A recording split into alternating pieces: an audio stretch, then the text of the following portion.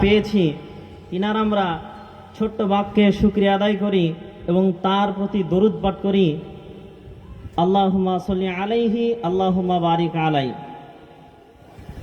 মূলত আমরা এখানে আসার আমাদের উদ্দেশ্য, সময় ব্যয় করার উদ্দেশ্য, আমাদের টাকা পয়সা ব্যয় করার উদ্দেশ্য, এখানে কয়েকটা উদ্দেশ্য থাকতে পারে।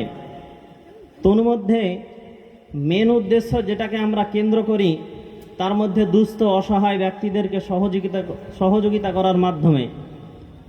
দ্বিতীয়ত, বন্ধু বান্ধবদের মধ্যে একটা যেন সুস্থ সমাজ গড়ে ওঠে, আদর্শ সমাজ গড়ে ওঠে, এই চিন্তাভাবনাকে কেন্দ্র করে আমরা কিন্তু প্রতি বছর একটা অনুষ্ঠান করে থাকি এই মানব কল্যাণ যুব চ্যারিটেবল ফাউন্ডেশনের পক্ষ থেকে। তাই মূলত আমি আজকে আপনাদের সম্মুখে এই সুস্থ সমাজ বা একটা আদর্শ সমাজ নির্মাণ করতে গিয়ে একজন যুবককে কতটুকু ভূমিকা পালন করতে হয় এবং কতটুকু ভূমিকা পালন করতে হবে, এই সমস্ত বিষয়ে আমি কিছু কথা বলবো। ওমা তৌফিক ইল্লা বিল্লাহ। মূলত যদি আমরা প্রথমে দেখি যে আমাদের সমাজের যুবক কারা, যুবককে কাদেরকে আমরা যুবক বলবো, সমাজ কি জিনিস, এই সমাজ কিভাবে পরিচালিত হয় আর আমরা কিভাবে পরিচালিত করার চেষ্টা করব। বর্তমান সময়ে সমাজের দুরভিতর কারণে, সমাজের সচ্ছলতা না থাকার কারণে আমাদের মধ্যে অনেক বিশৃঙ্খলা সৃষ্টি হয়। আর এই বিশৃঙ্খলা সৃষ্টির কারণে শুধুমাত্র আমরা যে মন মানসিকতার দিক থেকে দুর্বলতা তা নয়, সমাজের প্রত্যেকটা মানুষই অবহেলিত, লাঞ্ছিত, অপদস্থ হয়। কখনো নারী, কখনো পুরুষ, কখনো পরিবার, কখনো পিতামাতা, কখনো স্ত্রী, কখনো স্বামী, সমাজের প্রত্যেকটা মানুষ কিন্তু কখনো না কখনো সময় তার যে কোনো ক্ষেত্রে সে তার সচ্ছলতা না পাওয়ার কারণে সে নিজেকে দুস্থ মনে করে, নিজেকে যেন একটা হীনমান্যতার মধ্যে ভোগে। এই হীনমান্যতার মধ্যে ভোগার একমাত্র কারণ আমাদের মধ্যে সুস্থ সমাজ, আদর্শ সমাজ আমাদের মধ্যে গড়ে ওঠেনি। আমরা আদর্শ সমাজ গড়ে তুলতে পারিনি, যার কারণে আমরা এই হীনমান্যতার মধ্যে বেশি ভুগি। মূলত আমরা প্রথমে দেখি যে যুবক কাদেরকে বলা হয়। যুবক বলা হয় সাধারণত জাতিসংঘের ক্ষেত্রে আমেরিকা, যেটাতে আমাদের পৃথিবীর সুপার পাওয়ার রাষ্ট্র আমেরিকা, সেই জাতিসংঘের রিপোর্ট অনুযায়ী যুবক বলা হয় যারা 15 থেকে 24 বছর পর্যন্ত আছে বয়স, তাদেরকে তারা যুবক হিসাবে গৃহীত করে। আবার কারো কারো মতে বলা হয় যে যাদের বয়স 18 থেকে নিয়ে 35 বছর পর্যন্ত তাদেরকে যুবক বলা হয়। তবে সাধারণ অর্থে অনেকেই এভাবেও বলেছেন যে যাদের বয়স 15 থেকে নিয়ে 25 বছর পর্যন্ত যারা থাকে, এই বয়সের মধ্যে সীমাবদ্ধ থাকে, এদের বলা হয় যে এরা তরুণ। আর 25 থেকে নিয়ে 45 পর্যন্ত যে বয়সটা থাকে, এই বয়সটাকে বলা হয় যুবক।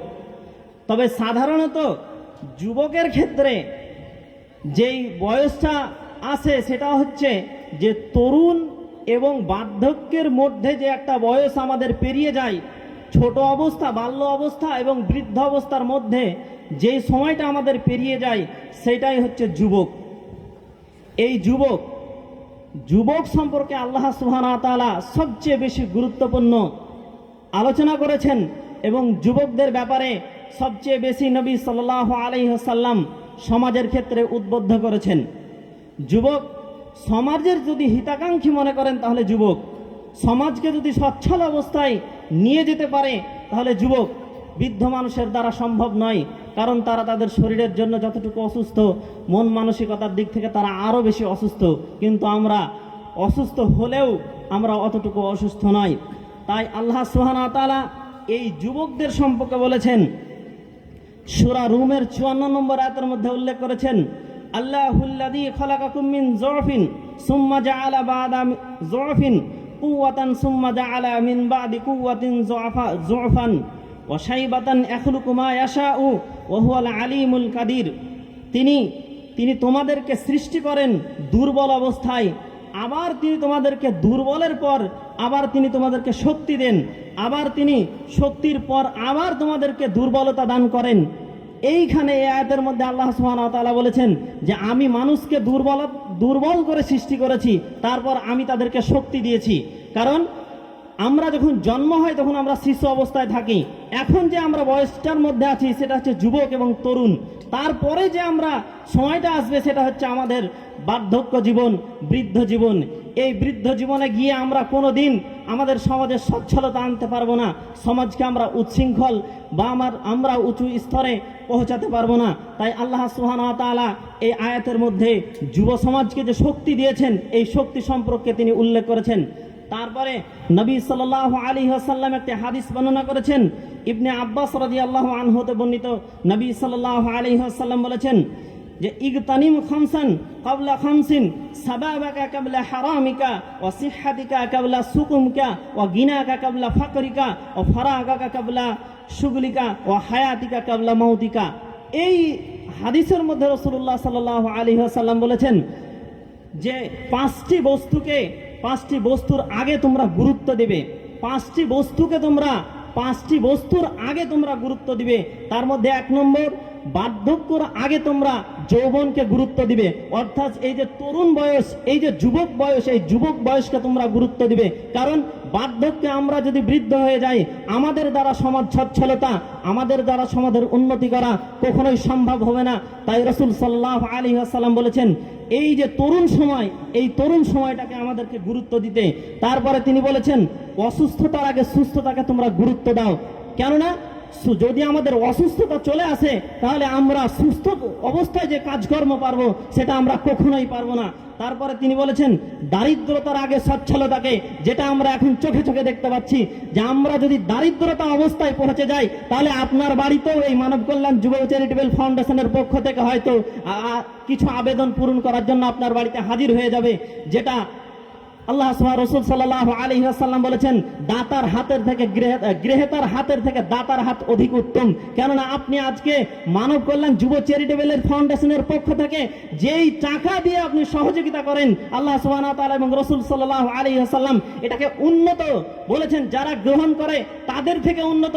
কিন্তু আপনি আপনার দারিদ্রতা আসার আগেই যদি আপনি এই সময়টাকে গ্রহণ করেন, সচ্ছলতাটাকে গ্রহণ করেন, তাহলে আপনাকে ওই আবেদন পূরণের কিছু সামগ্রী আপনার বাড়িতে যাবে না, এটাই স্বাভাবিক। তাই আপনাকে এই যে তরুণ সময়, এই যে যুবক সময়, এই যুব সময়ের মধ্যেও আপনাকে সচ্ছলতা আপনার মধ্যে আনতে হবে, এটাই রাসূল সাল্লাল্লাহু আলাইহি ওয়াসাল্লাম বলেছেন।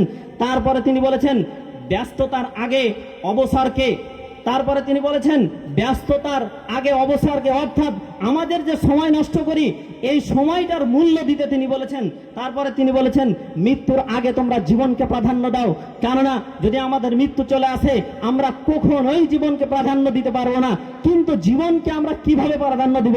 মৃত্যু আসার যেহেতু কোনো গ্যারেন্টি নাই, সেহেতু আমাদের জীবনকে প্রাধান্য দেওয়ার একটা মিনিটও পার করার সময় নাই। প্রত্যেকটা ক্ষেত্রে, প্রত্যেকটা সময়ে আমাদের জীবনকে প্রাধান্য দিতেই হবে।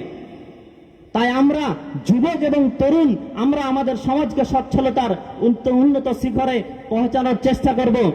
এবার আমরা দেখি মূলত সমাজ কাকে বলে, সমাজ কি জিনিস।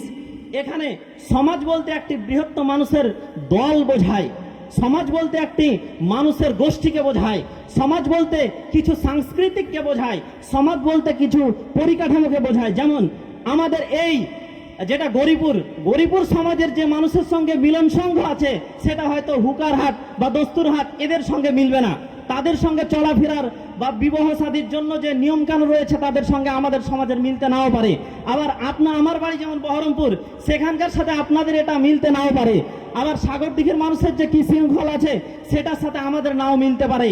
তাই সমাজের মধ্যেও কিছু রয়েছে বৈশিষ্ট্য, আপন আপন প্রত্যেকটা সমাজের মধ্যে নির্দিষ্ট একটা বৈশিষ্ট্য রয়েছে, আর সেই বৈশিষ্ট্য দিয়েই রয়েছে সমাজ গঠন। তার মধ্যে একটা আছে সাংস্কৃতিক নিয়ম কানুন, নিজস্ব গ্রামের মধ্যে যে একটা নিয়ম কানুন থাকে, চলাফেরা উঠা বসা, সেরকম নিয়ম কানুনের উপরে সমাজ তৈরি। সামাজিক কাঠামো, যেমন বিভিন্ন সমাজে বিভিন্ন ধরনের প্রতিষ্ঠান রয়েছে, স্কুল রয়েছে, কলেজ রয়েছে, আপনার মসজিদ, মন্দির, গির্জা, এই সমস্ত ধর্মস্থানকে দিয়েও আমাদের সমাজ গঠিত হয়েছে, যেটা আমরা একে অপরকে মান্যতা এবং প্রাধান্যতা দিয়ে আমরা মেনে নিই। তারপরে আমরা সমাজের মধ্যে রয়েছে একত্রে বসবাস, আমরা বংশ, এই বংশ ওই বংশ, বিভিন্ন ধরনের বংশ পরিবারকে নিয়ে আমরা আমাদের সমাজকে পরিচালনা করি, আমরা আমাদের সমাজকে নিয়ে থাকি। তাই মূলত আমাদের এই সমাজকে আদর্শ সমাজ কিভাবে তৈরি করা যেতে পারে, এই সমাজকে আমরা উন্নত শিখরে সচ্ছল অবস্থায় কিভাবে আমরা অগ্রসর হতে পারি, এটা আমাদেরকে ভাবতে হবে। এই অগ্রসরের ক্ষেত্রে সবচেয়ে প্রথম ভূমিকা যে জিনিসটা পালন করে সেটা হচ্ছে পৃথিবীর প্রত্যেকটা মানুষের জন্য একটাই বৈশিষ্ট্য, সেটা হচ্ছে সমাজকে সুশৃঙ্খল করার জন্য যার একটা ভূমিকা সবচেয়ে গুরুত্বপূর্ণ এবং উত্তম ভূমিকা, সেটা হচ্ছে শিক্ষা। সমাজে যদি শিক্ষা থাকে, সমাজে যদি বোধগম্যতা বোধোদয়তা যদি আমাদের সমাজের মধ্যে থাকে, তাহলে আমাদের সমাজ সচ্ছলতা আসবেই। আজকেই যদি আমাদের মানব কল্যাণ যুব কমিটি চ্যারিটেবল ফাউন্ডেশনের অনেক ছেলে আছে যাদেরকে আমি আমার এই গ্রুপে থাকার মাধ্যমে দেখেছি, যাদের চলাফেরা উঠা বসা সমস্ত অন্যান্য উশৃঙ্খল ছেলেদের মতো তাদের চরিত্র ছিল। অনেক ছেলেদের পক্ষে দেখেছি আমরা যারা মানব কল্যাণের মধ্যে ঢুকার পরে আস্তে আস্তে আস্তে আস্তে তাদের সামাজিকতাকে পরিবর্তন করতে শুরু করেছে, তাদের জীবনকে পরিবর্তন করতে শুরু করছে। শিক্ষা মানে শুধু এটা নয় যে আপনি MA BA উচ্চ মাধ্যমিক দিয়ে গ্র্যাজুয়েশন কমপ্লিট করে PhD করার পরে আপনি শিক্ষা অর্জন করেছেন, ততটুকুনি আপনার প্রয়োজন। এটা শুধু শিক্ষা নয়, বরং শিক্ষা হলো যে আপনার মধ্যে কতটুকু বোধোদয়তা বোধগম্যতা, আপনার অন্তরের মধ্যে কতটুকু হিতাহিত জ্ঞান রয়েছে, এই হিতাহিত জ্ঞানটাতে আপনি পার হতে পারছেন কিনা, আপনার এই হিতাহিত জ্ঞানের মধ্যে আপনি চলতে পারছেন কিনা। এটা একজন মানুষ গ্র্যাজুয়েশন কমপ্লিট করার পরে MA কমপ্লিট করার পরে গ্রামে এসে যে মদ পান করে, গ্রামে এসে যে ডাকাতি করে, তাহলে তার শিক্ষার কোনো মূল্য নাই। আর একজন মানুষ যদি স্কুলে না যাওয়ার পরেও সেই ব্যক্তি যদি তার গ্রামের মধ্যে বোধোদয়তা বোধগম্যতা এবং ভালোবাসা সচ্ছলতা যদি তার মধ্যে থাকে, তাহলে সেই ব্যক্তিকে মানুষ উত্তম মনে করবে। এই জিনিসটা, এই শিক্ষা সচেতনতার ক্ষেত্রে আমাদেরকে প্রথমত যে জিনিসটা মেনে নিতে হবে সেটা হচ্ছে ভালো জিনিসকে গ্রহণ করা এবং খারাপ জিনিসকে ছেড়ে দেওয়া। আমাদের মধ্যে এই জিনিসটা সবচেয়ে বেশি গুরুত্বপূর্ণ মনে করতে হবে। এবং আমাদেরকে শিক্ষার ক্ষেত্রে মানব কল্যাণ যুব কমিটির যে আমাদের ফাউন্ডেশনের টাকা পয়সা শুধুমাত্র দুস্থ গরিবকেও নয়, শিক্ষার ক্ষেত্রেও আমাদেরকে ব্যয় করতে হবে। অনেক সুস্থ মানুষ আছে, অনেক দরিদ্র মানুষ আছে যাদের সন্তান আছে মেধাবী, কিন্তু তারা সম্পদের জন্য তাদেরকে উচ্চ শিক্ষায় শিক্ষিত করতে পারে না, তাদেরকে সচ্ছলতা দিতে পারে না। কিন্তু আমাদের উদ্দেশ্য হবে যে ওই রকম যদি আমরা আদর্শ শিক্ষার দিকে উন্নত ব্রেনিয়ান যদি আমরা ছেলে পাই, তাহলে তাদেরকে উচ্চ শিক্ষা শিক্ষিত করার জন্য আমাদের ফাউন্ডেশন থেকে তাদেরকে সচ্ছলতা দিয়ে টাকা পয়সা দিয়ে তাদেরকে আমরা তাদের পড়াশোনার জন্য ব্যয় করব। তাই আমরা মূলত এই শিক্ষার উপরে বেশি গুরুত্ব দেওয়ার চেষ্টা করব, যেটা পৃথিবীর একমাত্র মহানবী সাল্লাল্লাহু আলাইহি ওয়াসাল্লাম, পৃথিবীর একমাত্র মানুষ মুহাম্মদ সাল্লাল্লাহু আলাইহি ওয়াসাল্লাম, সবচেয়ে বেশি চরিত্রশীল মানুষ মুহাম্মদ সাল্লাল্লাহু আলাইহি ওয়াসাল্লাম। তিনার উপরে আল্লাহ সুবহানাহু ওয়া তাআলা যেই আইনটা নাজিল করেছিলেন, যে আয়াতটা নাজিল করেছিলেন, সেটা ছিল ইকরা, পড়ো তোমার প্রভুর নামে যিনি তোমাকে সৃষ্টি করেছেন, অর্থাৎ পড়ো, শিক্ষা অর্জন করো। যা মুহাম্মদ সাল্লাল্লাহু আলাইহি ওয়াসাল্লামের উপরে আমাদের জাতির জন্য আল্লাহ সুবহানাহু ওয়া তাআলা শিক্ষাটাকে বেশি গ্রহণ করতে বলেছেন। তাই আমি প্রত্যেক যুবক ভাইকে বলবো, আমাদের এখন অনেক আমাদের সদস্য আছে যারা স্কুল কলেজে কোথাও পড়ে না। এর মানে এটা নয় যে, এর মানে কি এটা যে তাদেরকে আবার ঘুরে স্কুলে পড়াশোনা করতে হবে, এটা নয়। বরঞ্চ এখন বাস্তবতা একটু অন্যরকম। আমরা ইন্টারন্যাশনাল যুগে বাস করি, আমরা ইন্টেলিজেন্স যুগে বাস করি, আমরা অত্যাধুনিক প্রযুক্তির যুগে বাস করি। আমরা মোবাইল, ল্যাপটপ, কম্পিউটারের মাধ্যমে অনেক কিছু শিক্ষা গ্রহণ করতে পারি। আমরা ইউটিউবের মাধ্যমে অনেক কিছু মানুষের লেকচার শুনে আমরা শিক্ষা গ্রহণ করতে পারি। তাই মূলত আমাদেরকে শিক্ষার দিকে অগ্রসর হতে হবে, তবেই আমাদের সমাজকে পরিচালন এবং সমাজকে সচ্ছলতা আনতে পারা যাবে। আমাদের মধ্যে ন্যায় বিচার রাখার প্রয়োজন আছে। যদি আজকেই এই গ্রুপের যারা সদস্য আছে, আজকে যারা লালগোলা সদস্য আছে, তাদেরকে রাস্তায় গিয়ে যদি ছিনতাই আর চুরি ডাকাতি হয়, তাহলে বলেন এই সমাজের কি মূল্য? আজ রাত 9টার দিকে যদি আমি রাস্তায় যেতে যেতে যদি আমার সমাজে ছিনতাই ডাকাতি হয়, তাহলে এই সমাজের কি মূল্য? যদি আমরা এই জিনিসটাকে কন্ট্রোল করতে পারি, শুধু আমরা আমাদের গ্রুপ থেকে আমাদের ফাউন্ডেশনের সদস্যদেরকে দিয়ে যে আমরা এই গ্রুপ ঠিক করতে পারবো না, এটা অসম্ভব জিনিস। আমরা তো সামান্য কটা মানুষ, আমরা কিভাবে সেটাকে সচ্ছলতা আনতে পারবো? এদের জন্য আমাদের পুরো শাসন ব্যবস্থাকে, দেশের যে শাসন ব্যবস্থা রয়েছে, এই শাসন ব্যবস্থার যারা নেতৃত্ব এবং নেতাবৃন্দ আছে, তাদেরকে এবং আমাদের যে ভারতীয় সংবিধান আছে সেই সংবিধানের উপরে সংবিধানের আইনকে মেনে নিয়ে সেই অন্যায় এবং অত্যাচারের বিরুদ্ধে তাদেরকে ন্যায়ের অন্যায়ের প্রতিবাদ করে ন্যায়ের দিকে অগ্রসর হয়ে তাদের দিকে আমাদেরকে মুখ খোলা এবং মুখ তোলা, অন্যায়ের বিরুদ্ধে আমাদের কথা বলা। যদি আমরা এই বিষয়টাকে মান্যতা দিতে পারি তবে আমাদের সমাজ উন্নতি হবে।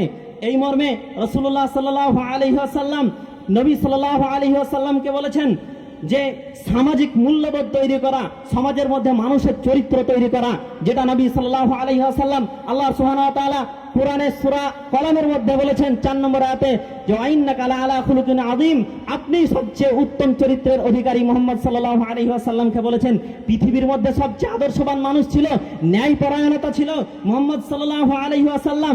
তিনার মধ্যে ছিল সততা, সহনশীলতা, বধদায়তা এবং শ্রদ্ধার পাত্র ছিলেন মুহাম্মদ সাল্লাল্লাহু আলাইহি ওয়াসাল্লাম।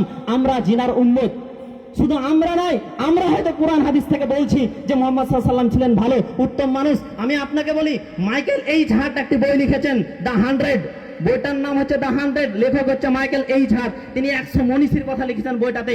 তার মধ্যে তিনি যেই গুরুত্বপূর্ণ মানুষটার নাম লিখেছেন সেই মানুষটার নাম হচ্ছে মুহাম্মদ সাল্লাল্লাহু আলাইহি ওয়াসাল্লাম। তিনি কোনো মুসলিম নন, মুসলিম হলে নাকি তাকে ভালো বলবে, তিনি একজন খ্রিস্টান বা তিনি একজন অন্যান্য বিধর্মীদের লোক।